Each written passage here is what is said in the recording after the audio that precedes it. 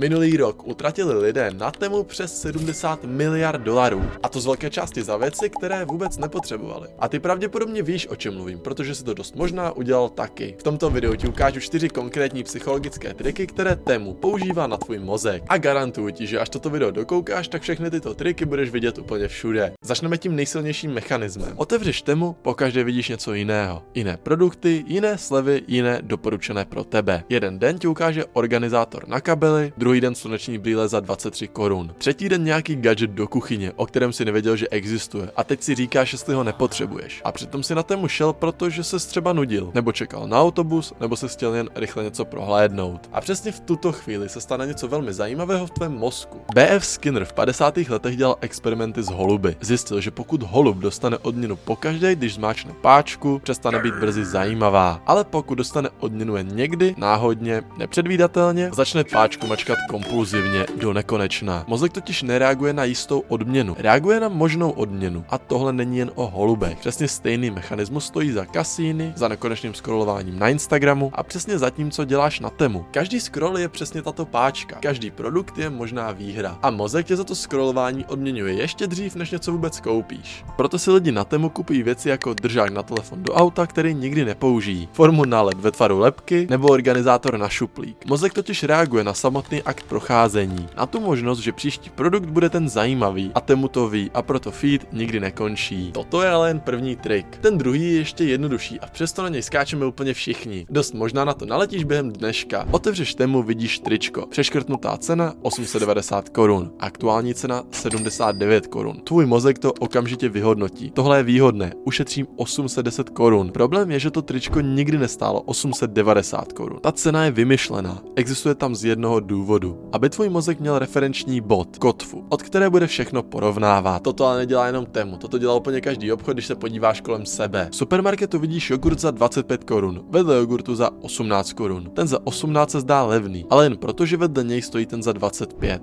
Bez té kotvy nevíš, jestli je 18 korun málo nebo hodně. Například IKEA dává drahé pohovky na začátek prodejny záměrně, aby všechno, co uvidíš potom, vypadalo rozumně. A e-shopy jako Zalando nebo Alza dávají původní cenu, přeškrtnutou skoro na každém produktu, protože bez té přeškrtnuté ceny produkt ztrácí půlku své atraktivity. Tohle popsal Daniel Kahneman. Dostal za to Nobelovu cenu a nazval to efekt kotvy, anchoring efekt. A teďka ta část, která tě dost možná naštve. Vědět o tomto triku tě před ním neochrání. Kahneman testoval efekt kotvy na soudcích, zkušených vzdělaných lidech, jejichž práce je být objektivní. Ukázal jim náhodné číslo, výsledek hodu kostkou a pak se jí zeptal na délku trestu pro fiktivního pachatele. Soudci, kteří hodili vyšší číslo, dávali průměrně vyšší tresty. I přesto, že věděli, že číslo bylo náhodné, i přesto, že jejich práce je rozhodovat objektivně. Mozek totiž kotvu přijme automaticky, a to ještě dřív, než o ní vůbec začneš přemýšlet. Takže příště, až uvidíš přeškrtnutou cenu na Temu, víš, co se děje, a stejně to pravděpodobně zabere. Třetí trik je ale něco, co Temu odděluje od všech ostatních e-shopů na světě, protože Temu není obchod, je to hra a hry jsou navržené tak, aby nešly vypnout.